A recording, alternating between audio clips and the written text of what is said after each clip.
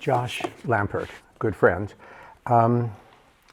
is perhaps the rare literary historian whose work blends deep archival preoccupations with provocative use of theory. And he's written a profoundly provocative book now. The Literary Mafia touches on forbidden topics almost from page one, about the dominance or the ostensible dominance of Jews in literary life. Whenever you use the word dominance and Jews, the ADL calls you, and the behavior of Jewish men, the sequestering and of incredibly talented women, sometimes wives, sometimes not. It's an amazingly provocative book on every page. Josh and I just started arguing about it a few moments ago, and we could continue until Yom Kippur. But it's a marvelous read, and it's just a great privilege to have him here. You'll speak for about how long? I can do 30, 40 minutes if that's comfortable. How about 40 minutes? Because I'm sure there'll be a lot of discussion. I mean, I could take up 35 minutes every time. So Josh. Hi, thank you all for being here. Thanks so much for inviting me to be here. Eitan, I imagine you had a hand in it. Thanks so much for the introduction. One of the things I like to do when talking about a book like this is show the stuff that can't be in the book. So I will try to have in the presentation lots of archival materials that you can look at, a little you can listen to, things like that. I thought I would start actually, because the book has been out for almost a year, and I do a lot of reception studies. I thought I'd start with a little bit of how this book has been received, which has been fun for me.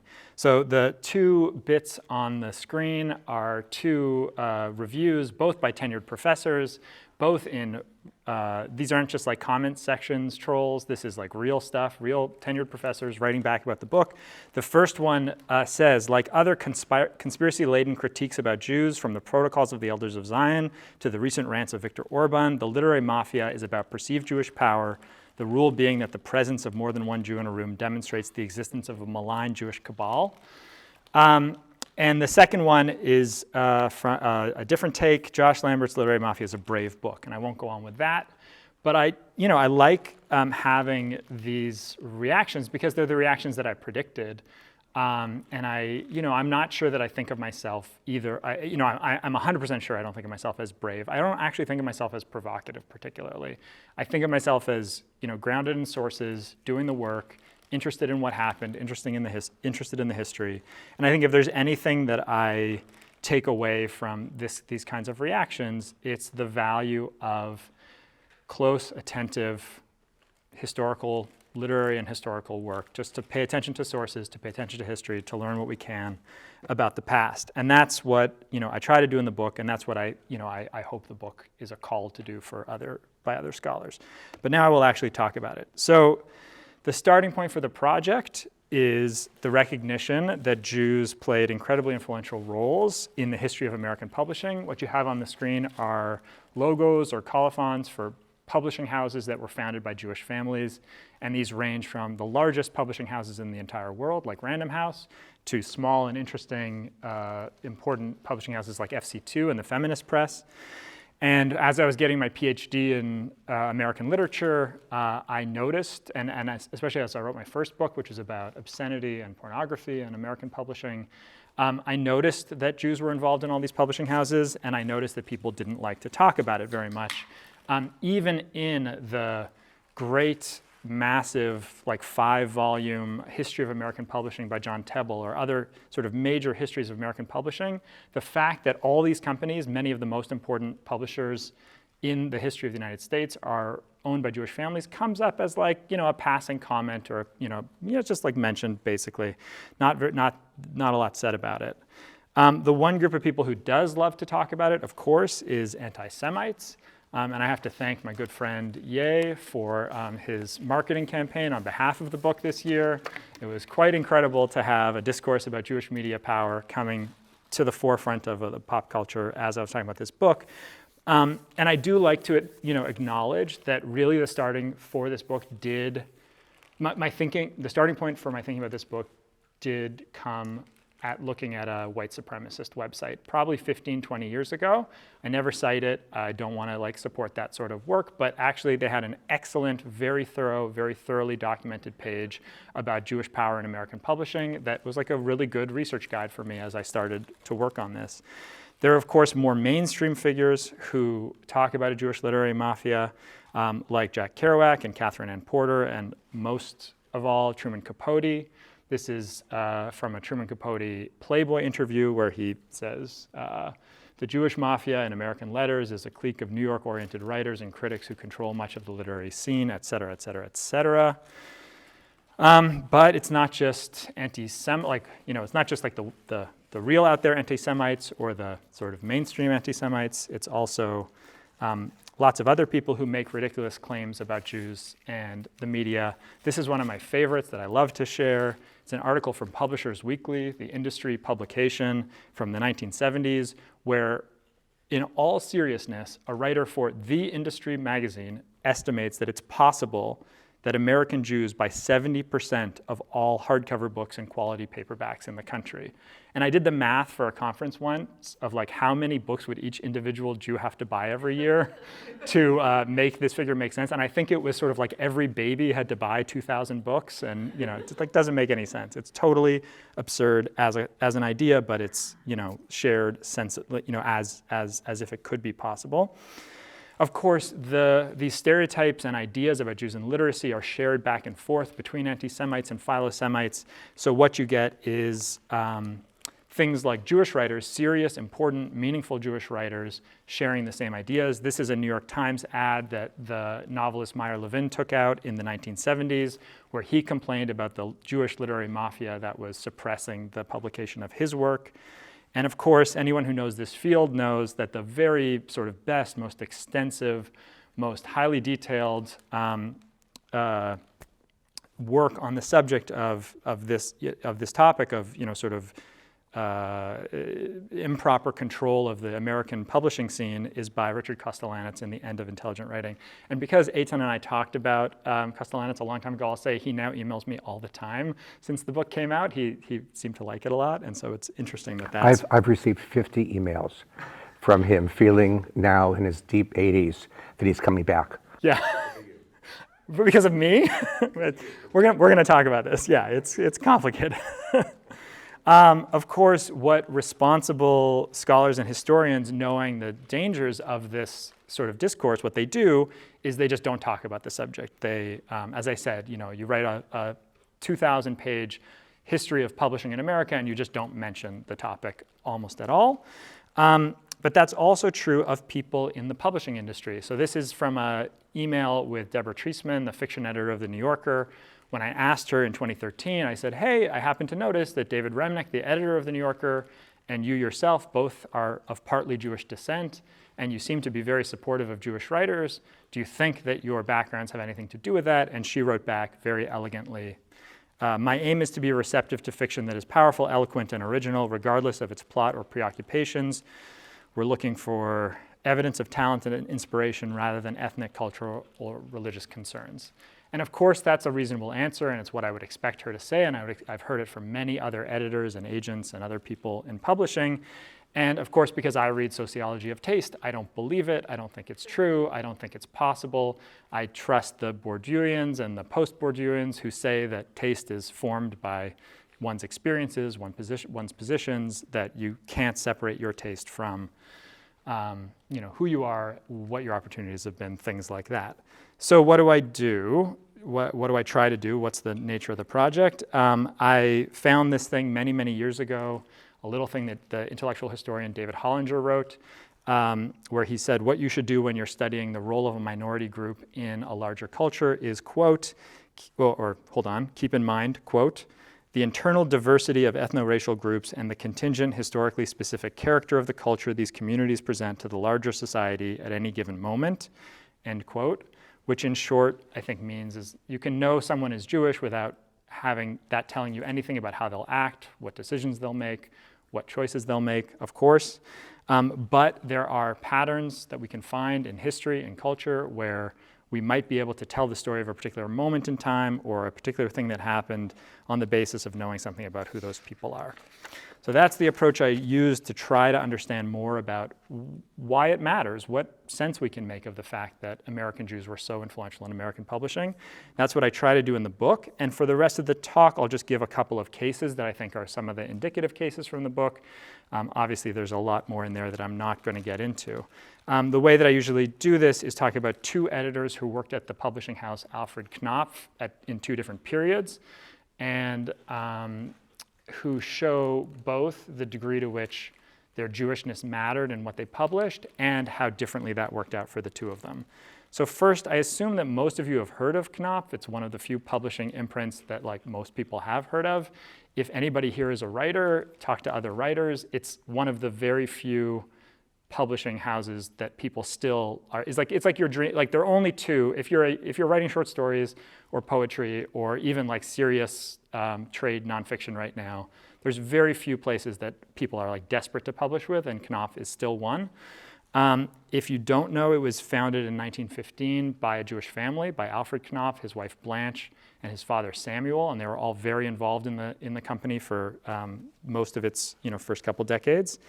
But I'm not going to talk about them. I'm going to talk about the editor-in-chief from 1942 until 1966, who was a guy named Harold Strauss.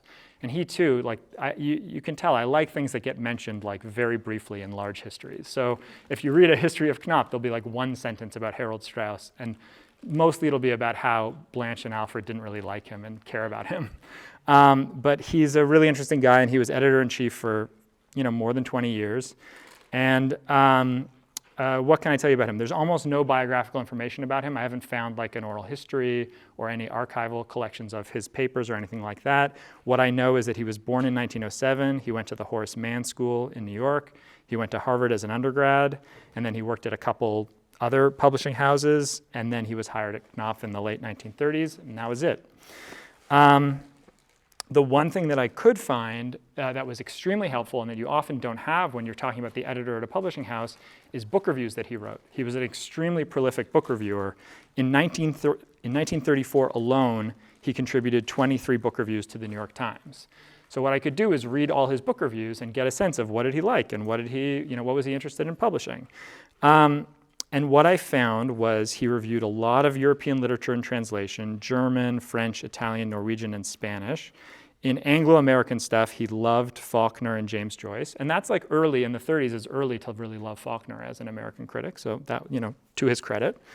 And he reviewed a lot of Jewish literature, including books by Stefan Zweig, Arnold Zweig, Meyer Levin, Arthur Kessler, Albert Halper, Hillel Bernstein.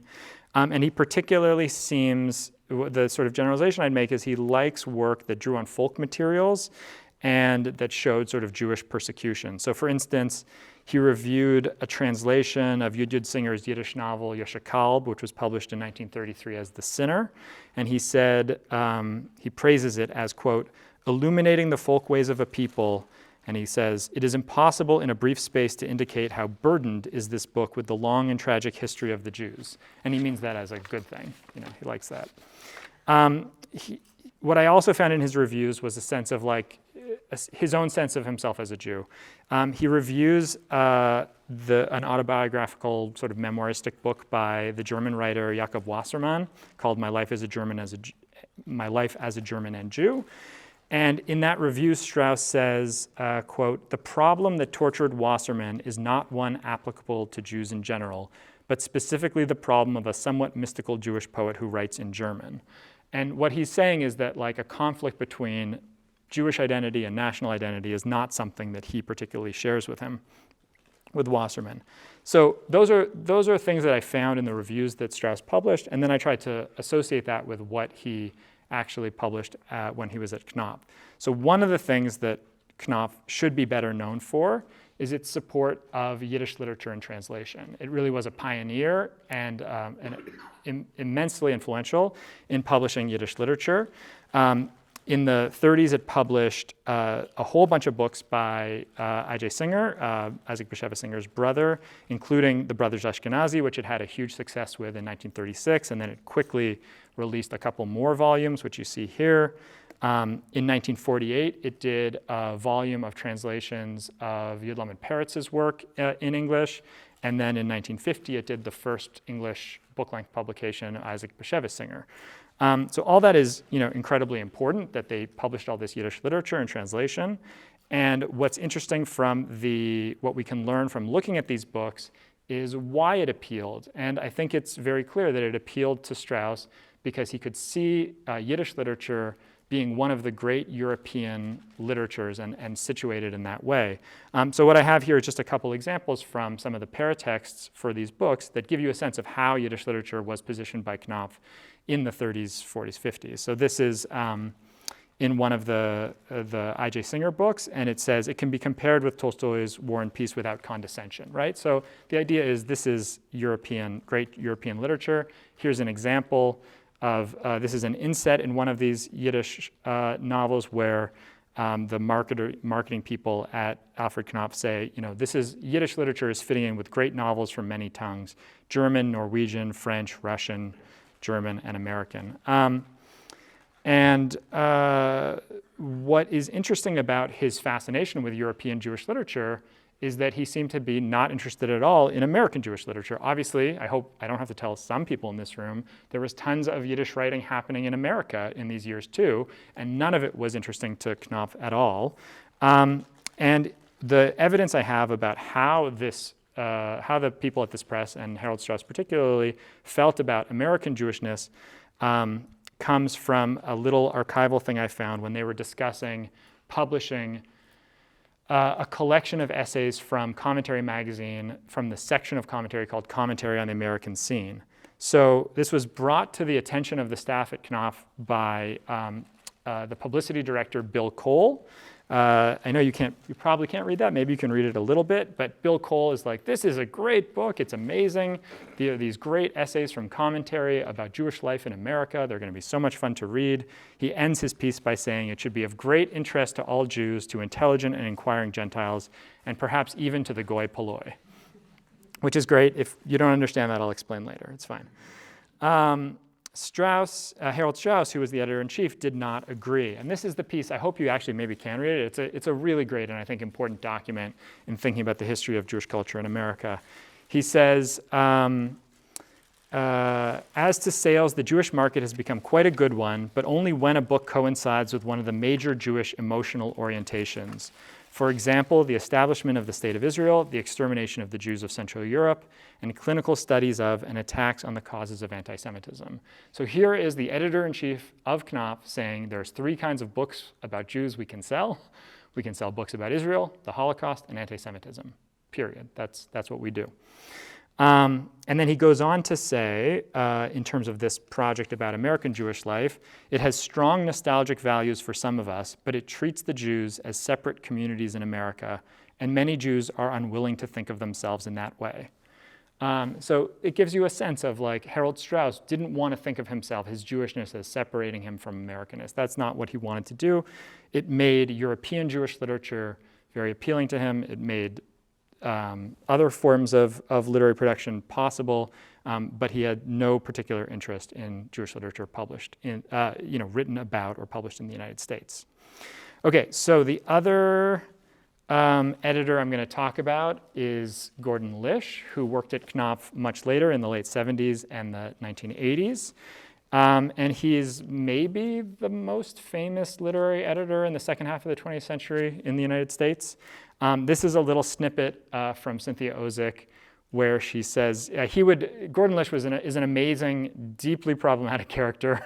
There's lots to say about him, but he styled himself Captain Fiction, and he would one of the best things I found in the archive that I didn't share with anyone is his interoffice memos about the Esquire softball team.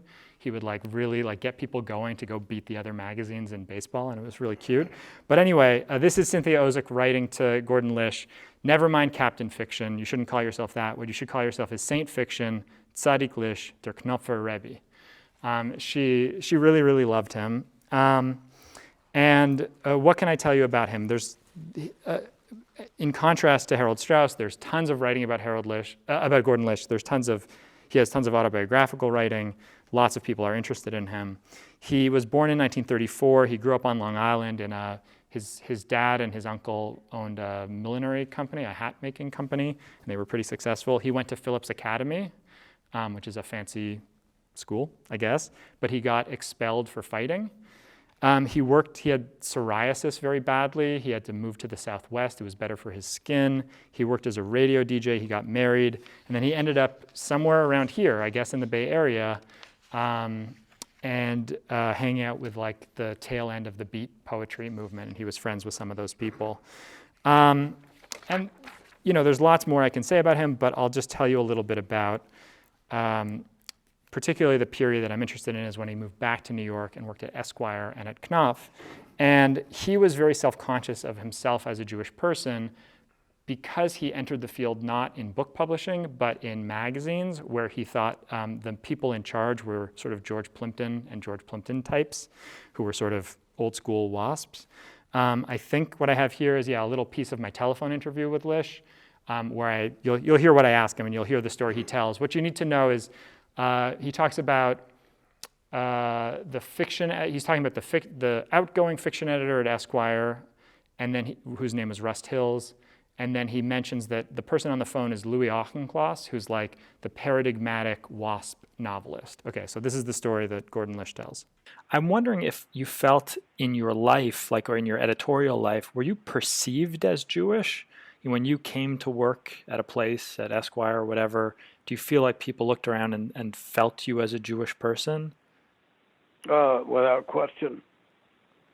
And this was accentuated or asseverated, I think would be the word, by Rust Hills, who at the time occupied a desk out in the hallway just outside my office, which was hardly big enough to accommodate two fellows, something of an exaggeration.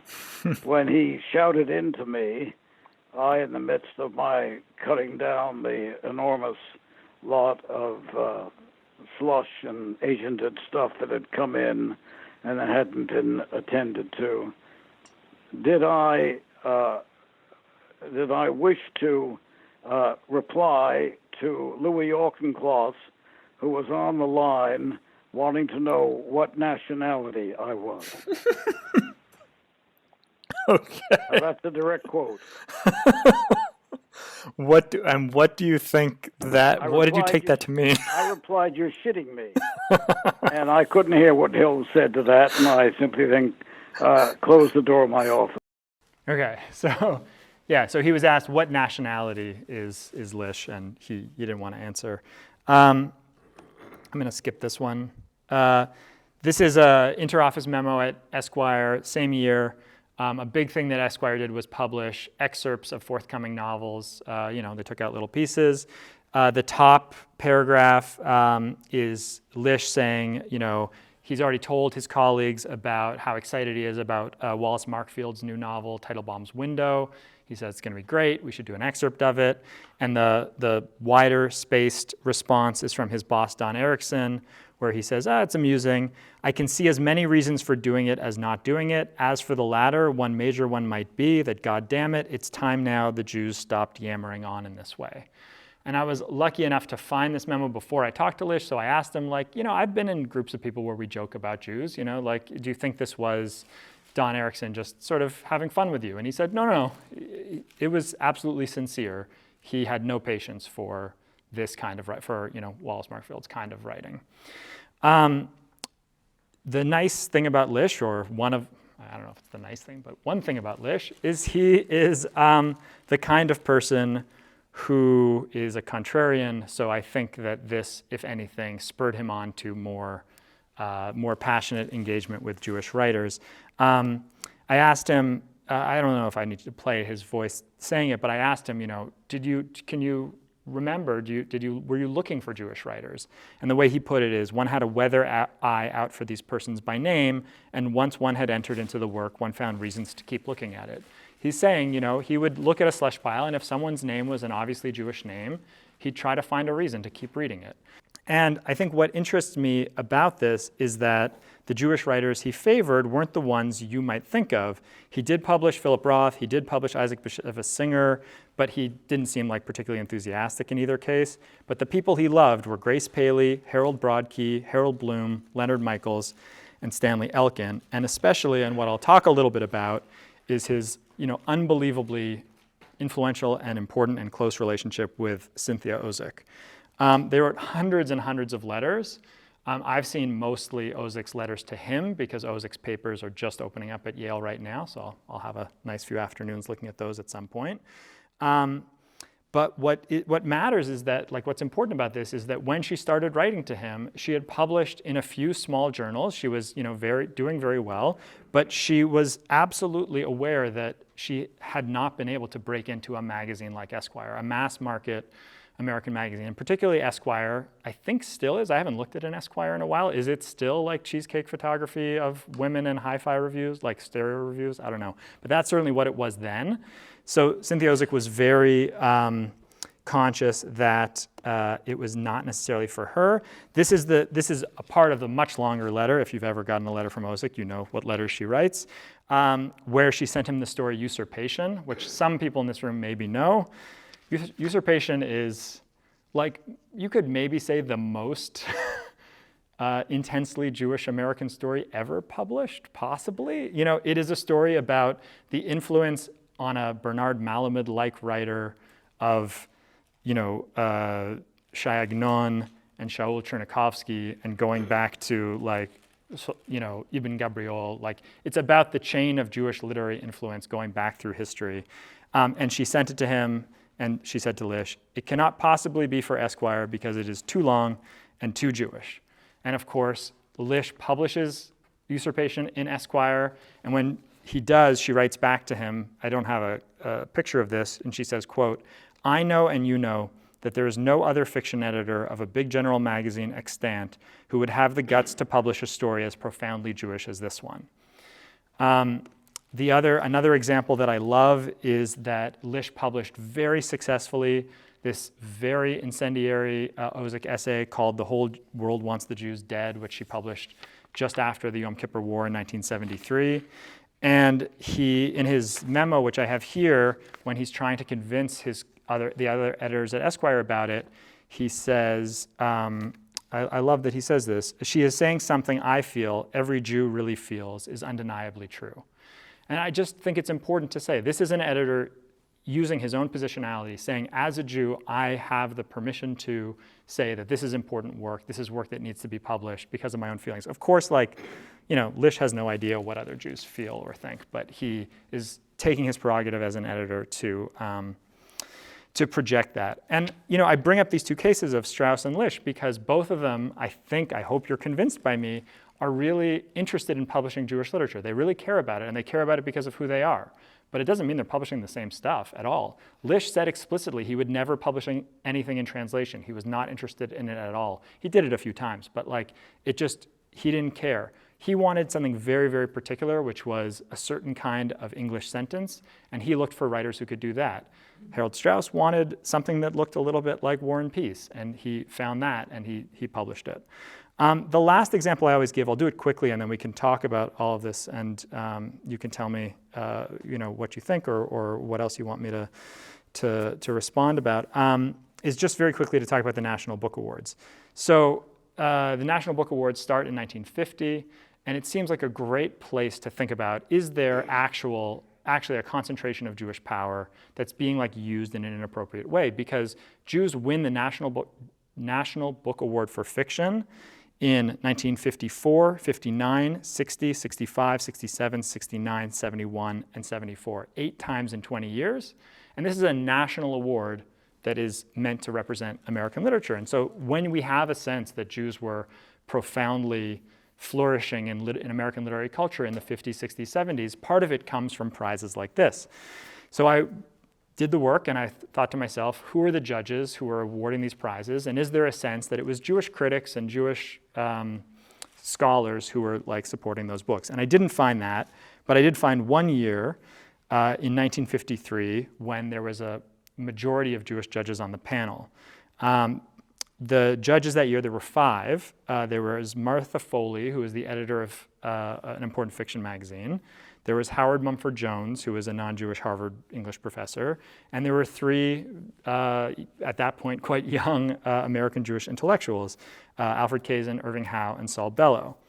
And they had a whole bunch of finalists to choose from, lots of really interesting books, including Ernest Hemingway's The Old Man and the Sea, Steinbeck's East of Eden, and a book that I've never seen anyone talk about, but maybe some people in this room will talk to me about, which is Peter Martin's The Landsman, which has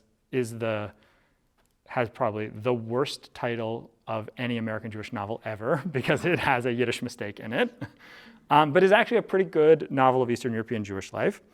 But of course, this panel of people got together and talked about what they wanted to publish and what they wanted to award the prize to, and the winner in 1953 was Ralph Ellison's Invisible Man. So of course, the point we can take away from this is that, yes, Jewish writers exerted influence over the National Book Award.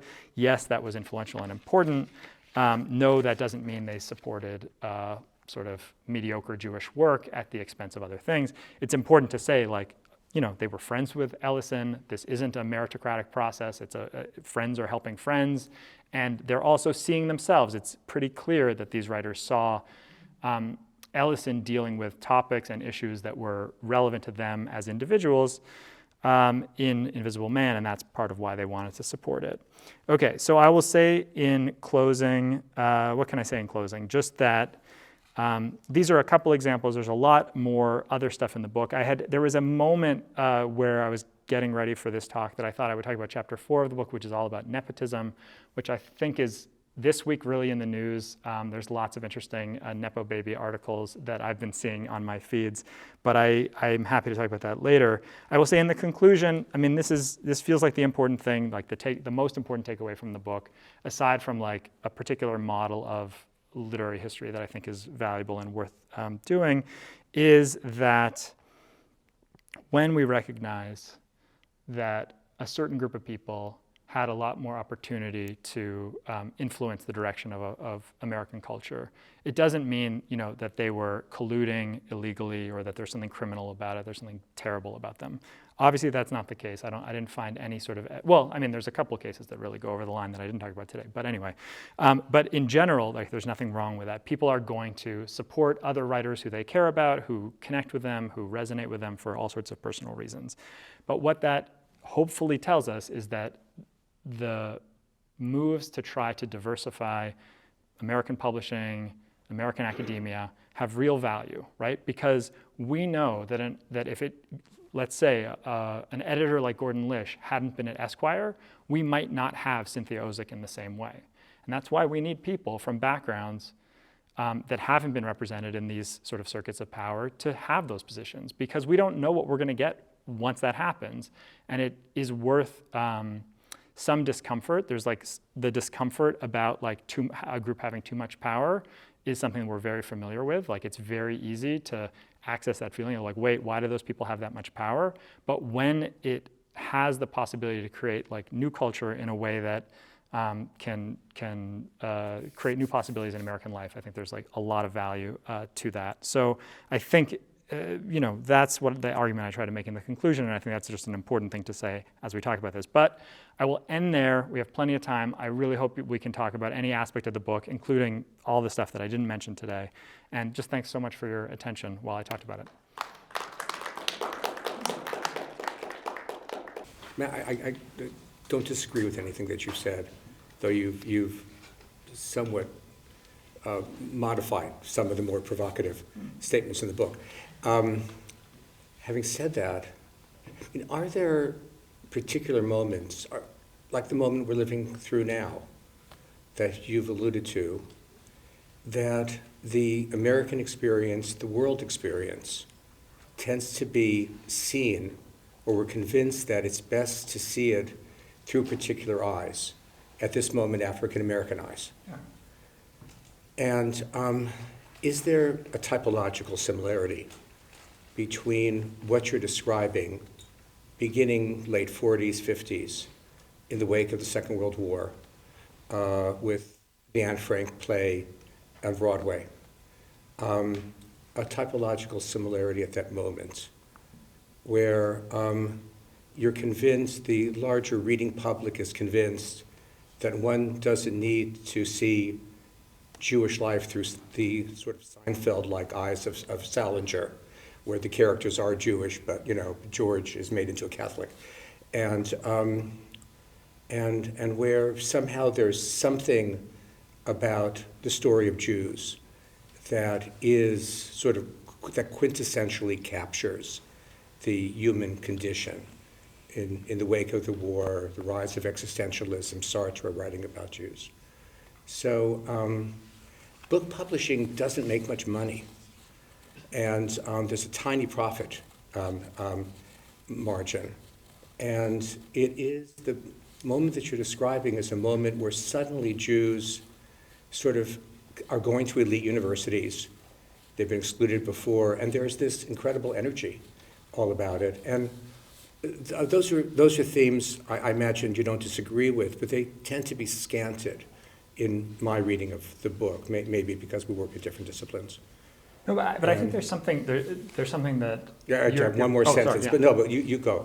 No, I think that you're picking up on exactly what I was trying to do, which is absolutely de-emphasize that. It's not that I think we disagree that's the fact of the Holocaust changes the average American's thinking about Jews and in a profound way. Of course that's the case. It's so important, and I don't think we should underestimate it. But that's not what got Alfred Knopf into running the most prestigious publishing house in America in 1915. And all that happened in the teens and 20s can get a little bit lost if we think of history as being inflected so much in the 40s, 50s by that. If you didn't have all of that investment in the publishing industry leading up to that, what you would have had is something I think that is more similar to the moment that we're having now, which is a lot of white executives saying we need some black stories, and the change being much less lasting in the industry unless we start to see more African Americans rise to positions of real lasting power in the industry. So that's the difference that I think I'm most interested in, that the fact that we still have, that I can still call tons of people in publishing that I know through Jewish networks now, 70 years after that moment, is not because of those forces that you're talking about, but it's because of that longer arc. And I think that's really important, and has been sort of lost. And that that's part of what I'm trying to access in the book. Yeah. But yeah, you had something else you wanted to. No, just this deeply ambivalent attitude, even on the part of Jews, some of the Jews you mentioned about Jewishness, runs so deep. I mean, William Phillips talks about how, why is it that these Southern writers like Alan Tate and all them rise to such prominence and we don't? And the difference is, as he insists, they tend to praise one another and we knock one another down. And that's part of the same milieu you're talking about. I remember having a conversation at Harvard with Daniel Aaron. It's one of the great figures in American studies and a kind of subterranean Jew. And I mentioned to him the conversation that we were living in Newton. And he looked at me and he said, Newton, even the word sounds ugly. Now, of course, the original name for Cambridge was Newton. But why does it sound ugly? Right. Because of its Yiddish inflection. Yeah. And so that also is just a feature of the world, the publishing world, the writing world, as you're describing. Wallace Markfield is a really jokey Jew, and this is 1970. Yeah. So it's just so, the tableau is so complicated. A phrase that I've heard multiple times in interviews with people, like specifically not in published stuff, but in talking to people, I've heard it said about Lish, I've heard it said about A.C. Spektorsky, who is an editor at Playboy, a really interesting guy. And I've heard it enough times that it feels like an idiom. He wouldn't have said he was Jewish unless you put your hands around his neck. And particularly I heard more than one person say that about Lish. And the same Lish that, if you've read Lish's fiction, is obsessively Jewish, and his letters are obsessively Jewish. So it's not that I disagree with you, but I think that the depth and complexity of like Jewish self, what it means and how people talk about and present their Jewishness in these moments, and still today. I mean, I have young kids now, and I know that like the kids making the worst Holocaust jokes after Holocaust education at school, the ones that you really wouldn't repeat and you cannot say, are the Jewish kids, and that's hard to like make sense of and to understand. And like the Daniel Aaron thing is shocking, but also, we have to give people a lot of latitude to experience who they are in the way that they want to, and the world is a tough place to live. And so I'm not in the business of saying any relationship to these matters is sort of off the table, and certainly it's not uninteresting. I think what you're saying is it's endlessly fascinating to think about what did it mean for a particular person, a Daniel Aaron and M.H. Abrams, like these people, to self-identify. Yeah. Please. Yeah. So thank you for this presentation. It was good. I have a lot of questions, but I'll limit it to two. One is, when you talk about Jews, it's not a monolith, and there are different cultures. And I grew up in heavily steeped Jewish culture that made artificial or real distinctions between someone being Jewish who was German or Romanian or Polish or Ukrainian. And so these publishing houses and also these editors, can you see any patterns that have emerged based on their Jewish ethnic background or Jewish origin, where they're from? And two is, I know Deborah Treisman, and she does champion Jewish voices, even though she says she won't. But I don't know if it's a democratic process, but she has to present it to other people, and they go, this stuff is just, we don't do that stuff anymore.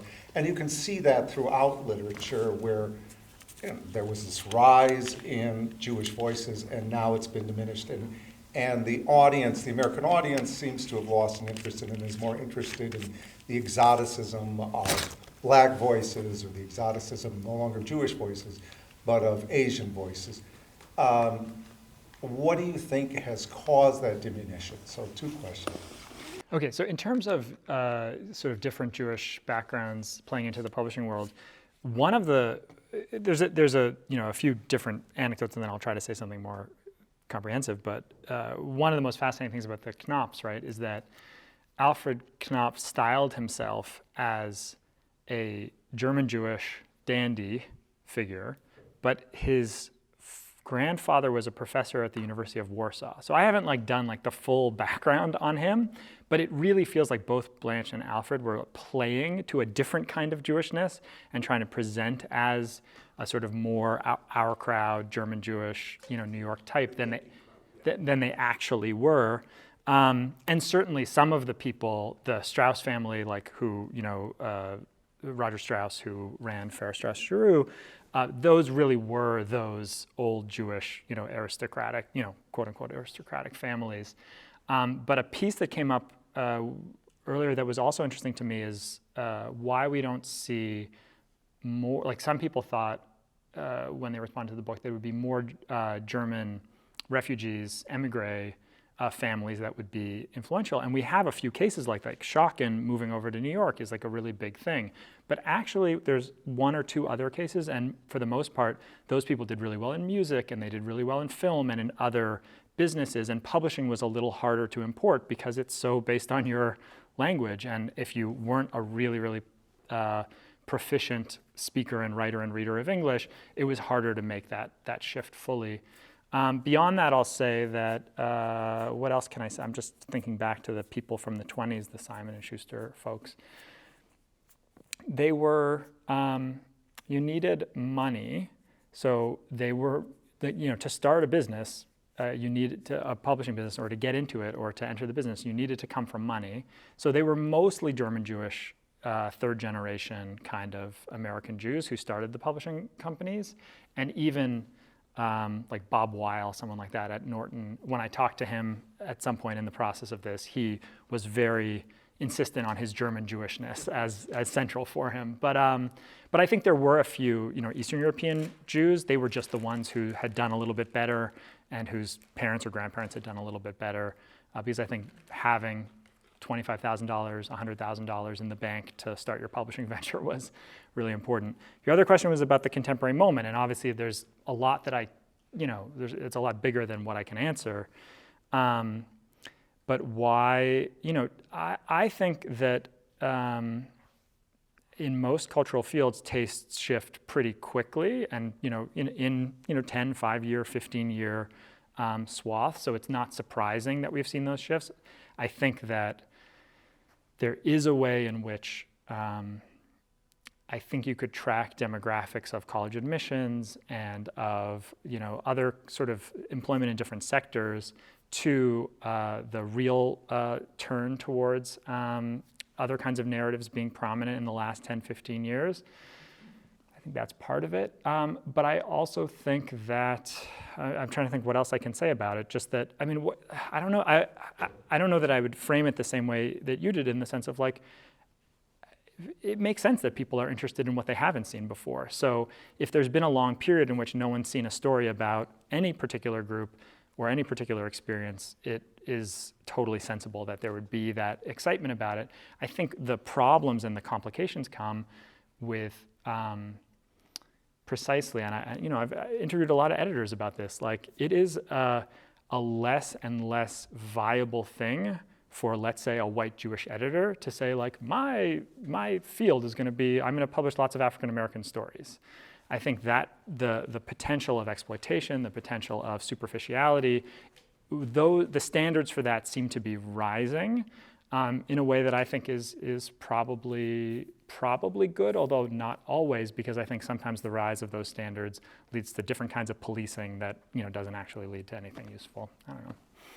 Yeah, please. Oh, sorry, yeah, Shana, yeah. So I'm thinking about other concentrations of Jewish influence in this post-war period, namely Hollywood and the music industry. Mm-hmm. And my understanding of sort of like the reductive Hollywood story is that these were Jewish-run studios that were explicitly making universal, telling non-Jewish stories, or what they understood to be non-Jewish stories. And the music industry too, if you think about in Motown, you have these Jewish songwriters and music producers who are producing music for Black performers. Mm-hmm. So I'm wondering if there is an analog between, if this story can be applied to these other milieus of cultural influence, if the medium really matters, or if there's some way that you would read these people as they're still telling Jewish stories, it just looks different. One of the main, I obviously thought about that because there's been such good work on Jewish Jews in, let's say, in the history of Hollywood or in American popular music. The biggest difference, the most interesting difference to me is the difference of scale in the industry. So you can have a very successful literary book in the 1950s if you can sell 15,000 copies of it. You cannot have a successful movie if 15,000 people want to see it. You need to be thinking on a totally, totally different size. So when people are thinking about, the discussions about the Jewish market in American literary publishing are hilarious to me, because they're really talking about 2,000 people. And even in Jews, there's hundreds of thousands, millions of Jews in the country. So they're talking about a tiny swath of people, and they know nothing about them. They don't know the names of those 2,000 people. They just have this vision, we could sell 3,000 copies of this book to these people. So there's all sorts of very, very small stuff happening in literature that's, I think, very different from what the head of a movie studio is thinking when they think we're going to have a movie in 2,000 movie theaters across the country. I think also I also think about a difference in the starting points in the two, how Jews got involved in those two businesses, for instance. The studios come from people who owned movie exhibition spaces, Nickelodeons and other houses, and they owned enough of them that they thought we should start producing movies and we'll cut out, we won't have to pay anyone and we'll have more power that way. And so I think they were really thinking about audience the whole time, and they were thinking about who wants to come and see a movie and what's the experience they want to have. And from my perspective, that's you see that in the kinds of approaches they took to representation, even in like later decades. Again, the American Jews who got into publishing were mostly people who had gone to Columbia, had $100,000 in the bank, wanted to go to good parties, and decided the best way I can accomplish my goals is by buying a share in a publishing company or starting a publishing company. That just seems like very, very different as a motivation. But the long answer is there's so many areas of overlap and there's areas of distinction, in those stories as they're told. Yeah. Yeah, please. So like when seeing The Invisible Man and the Jury, like that speaks to like the late 40s, 50s, early 60s culture, like a more cosmopolitan. But then when you reach the later, like the Ozick piece, and going even later to the discussions about the teacher strike in New York and the rise of Black Power, I'm curious, like how does the rise of neoconservatism look like from the perspective of the publishing world? The rise of neoconservatism? Yeah, it is sort of fascinating. It is one aspect to the story of the rise of neoconservatism is American publishing, right? Because we have the stories of the people associated with commentary, and right. If anyone doing research on like the teacher strike, Jason Epstein was like in there fully writing a lot of articles about what was going on in the New York Review, trying to having a debate with the people from commentary at that moment. What can I say about it? I don't think I have more insight than anybody else. I've read secondary sources about the shift in American Jews thinking towards neoconservatism. But what I think the way this story is relevant is that it really helps if you're going to have a big ideological shift to have lots of venues to publish. If you have lots of magazines and book publishers and you have a lot of experience and credibility in that area, that will make your ideological shift resonate more broadly because you'll have a lot of places to make it heard and felt. And certainly that was the case of, I don't know, when I'm curious how people are thinking about neoconservatism now, but I feel like my sense of it is it was this incredibly powerful and vibrant American movement in the second half of the 20th century, but that's partly because I like to read commentary. I like to read, I care about basic books. I care about those publishers. And I do think it's interesting to think about other American intellectual movements of the same period that simply had less purchase on or less credibility in major publishing venues, and how that changed our ability to see them as vibrant or meaningful or complex, something like that, yeah. I think Alin's point does get to something really interesting about the Jewish romance and the divorce regarding African Americans, because so much of the earlier preoccupation of Jews has to do with somehow the interplay between Jewish persecution of Jews and persecution of African Americans. And James Baldwin's first publishing is commentary. They're the ones who actually rewrite that great essay of his, The Harlem Ghetto.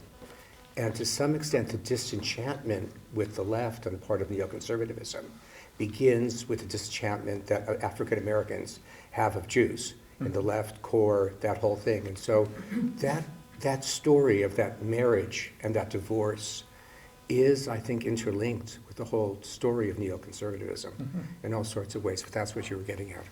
Yeah. No, absolutely. I think that's crucial. I think that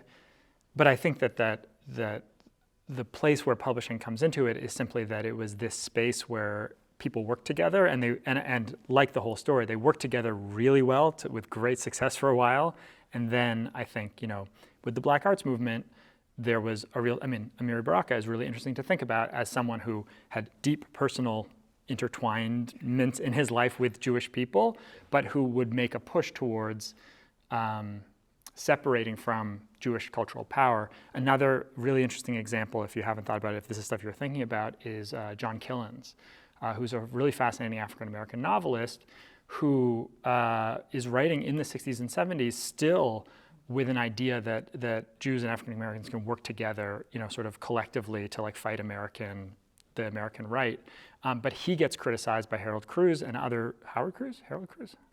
Yeah, I forget his first name. Yeah, but as being much too soft on and much too accommodating of Jewish power. And so I think like you can see it working out in like publishing relationships very specifically. If that's like something that interests you, I think those are great archives for that sort of work. Yeah. I have a question and then sort of an observation about publishing today. The question is on that Cynthia Ozick note about the Knopfer Rebbe. Yeah.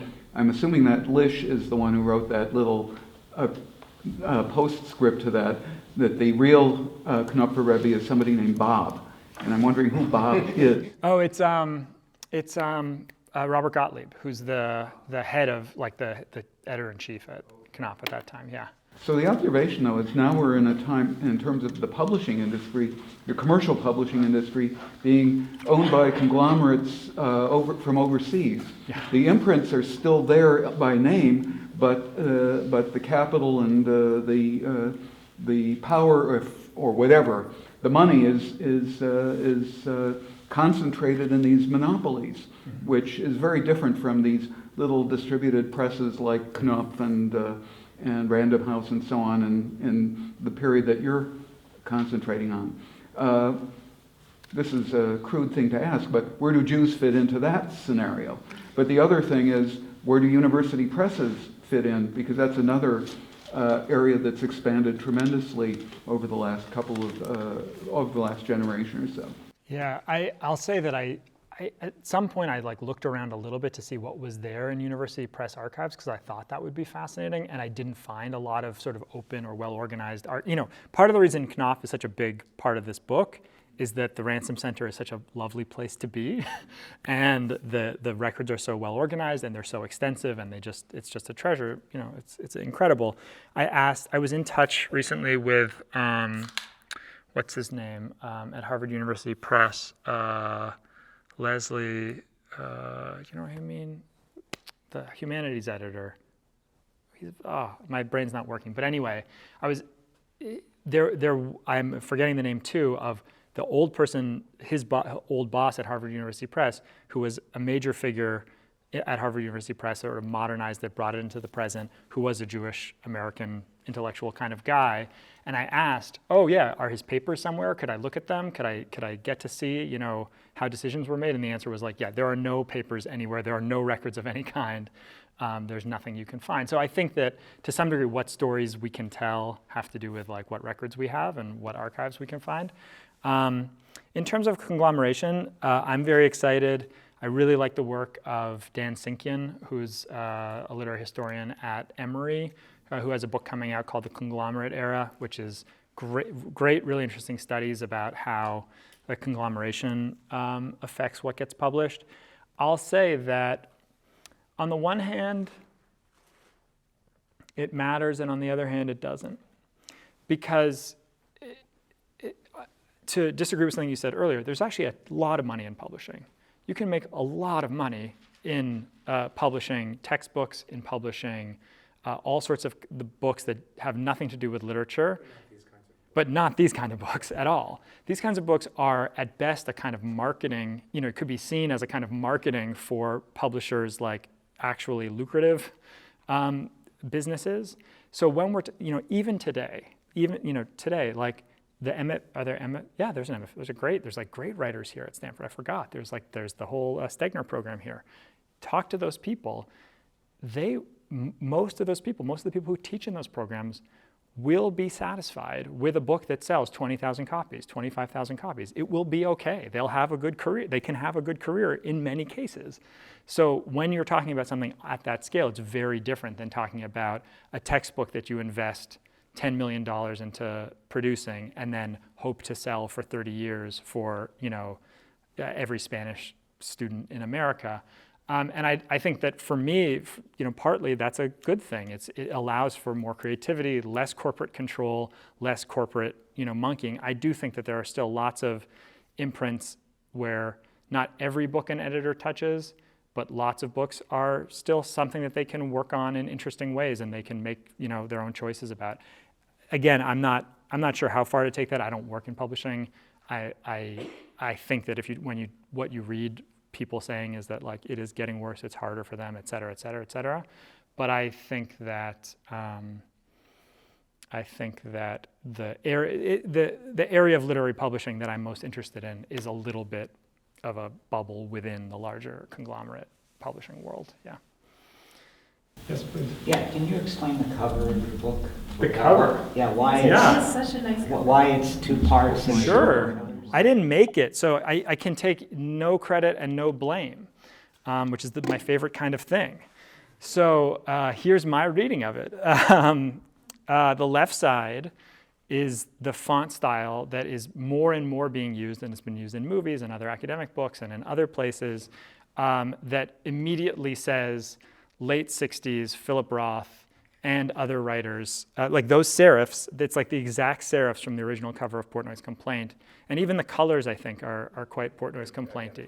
And the right side, I think, is just meant to say that what this book is interested in is what's underneath that. So I think the designer tried to like give a sense of underneath that facade, there's something else going on. That's my reading of it. What do you think? I don't know. I don't, well, look, it's a very academic book. Not that many people in general are buying it. University library. Any book that's called Jewish Mafia, Jews buy. But why did you worry about the title? Maybe not enough, because I think it's a really fetching title. I mean, look, it appealed to me as a title. Like what I say in the book is that, what's his name? Epstein. Reviewed the book in the Wall Street Journal and said it should have had a question mark. It would be okay if it said the Literary Mafia with a question mark, but to say the Literary Mafia, you've made this claim and now you have to be responsible for it. I don't know that I feel that. I think what I say in the book is what I feel, which is that less damage is being done in the circles that I run in. So like, yes, we can worry about what white supremacists are going to do, but I honestly don't think I'm the most important thing in that conversation. But in the circles I run in, which are like university English departments, part of what I want this book to do, and maybe it's failing to do that, maybe it'll succeed in doing that, is to say to people who work on American literature, you should talk about this, you should think about this should be on your mind. And I think the resistance to talking about it, the idea that, we might tread into anti-Semitic territory, and so we should say nothing about who the Knopfs were or who ran Random House or who the editors at a particular place were, that to me does more damage to our understanding of the history of American literature than the potential of this title has to do. So I don't know, that's how I think about it, but maybe I'm wrong. Yeah, Eitan. So I think I want to kind of pick up on that point with my question. Your thesis statement for this talk was that you are not a provocative writer. That was the first thing you told us, and you seem to have been trying to set that out. And your means of offering support for this statement is a compare and contrast between two editors. And we reached the conclusion of one liked European literature and was interested in bringing in European voices, and the other liked avant-garde American literature and distinctive voices, and obviously Lish is most famous for, or notorious for, the collaboration with Raymond Carver. So I guess my question is, I think you've done a good job of supporting your initial thesis that you're not a provocative writer, but is the notion of provocation itself that I think I want you to explore a little bit more? Mm-hmm. Is it solely this Jewishness, which you're now encouraging people in their kind of studies of publishing, in their studies of book history, to include the kind of ethnic backgrounds of these figures, even when they're uncomfortable? Is that the real provocation that you're trying to stand by? Or do you think that it would be equally provocative, and the notion is that in America we have this, which claims these broad appeal, we claim discomfort when kind of any particular group would have this monopoly of taste in a particular industry? Say the last part again. Yeah, I guess is the specific provocation that it's Jews, and so it goes with all of these notions of Jewish power, Jewish control. Cabal appeared in both reviews. Or is it the notion of a monopoly of taste held by any particular group at any moment in time in a certain industry, given America's broad democratic ideal or way it likes to see itself in terms of openness and Americanness, to go back to Harold Strauss's presentation of it? Yeah, I think I thought the most provocative, I think the title is I like the title. I think it's funny. If you haven't seen the epigraph of the book, I beg you to look at it, because it was like 10 years into researching this book, I found that epigraph, and I'm very pleased with it. I won't say more. But I thought the most provocative I was trying to be was in the conclusion, which I wrote I think I started writing in 2020, a moment of great reassessment of all sorts of questions in American culture. And in there I have like a thought experiment where I say, right now, at the moment I'm writing this, the editor of the New Yorker, the editor of the Atlantic, the editor of blah, blah, blah, blah, blah, are Jewish people. Imagine a world in which the editors of all those publications are African Americans. Just imagine that for 1 second and think about how you'd feel about it. And I thought that that was the most provocative thing I could say, because my point about that is we won't be at a place of justice in this industry until we can have that, right? Because there's no no one's like freaking out that there's Jews in all those positions. We should not freak out. There's no reason to freak out. And by the way, not just if it was African Americans, I say in the book, if it were specifically Vietnamese Americans, who there's about as many of them as there are American Jews, give or take a million or so. If the editor of the New Yorker, the Atlantic, Random House, Simon & Schuster, the head executive of all those were Vietnamese Americans, there'd be absolutely nothing wrong with that. That would be totally fine. People would be freaked out by it, but I'm saying you shouldn't be freaked out by it. Having said that, I've admitted that that's like my attempt to be as provocative as I could be. The responses seem to be to the fact that I'm avowing Jewish success and power. The people who are very upset, who think it's the protocols, I think really don't like that piece. But the other piece, I think actually the biggest fight that I didn't totally expect, because I think I hang out too much in academic circles, is for me, it's absolutely easy to say there's no such thing as meritocracy. All these systems are broken and have all these issues in them. I think that's like just a agreed upon truth. But there are so many people out there, people I trust, people I care about, people I admire, who still are invested in the idea, no, there's a meritocracy, that talent and hard work are being rewarded in a meaningful way in the institutions we inhabit in this country. And I think that debate, that there's more discomfort in that piece than there is in maybe anything else. Yeah. Thank you all so much. Yeah, I feel like it's... Just before you go,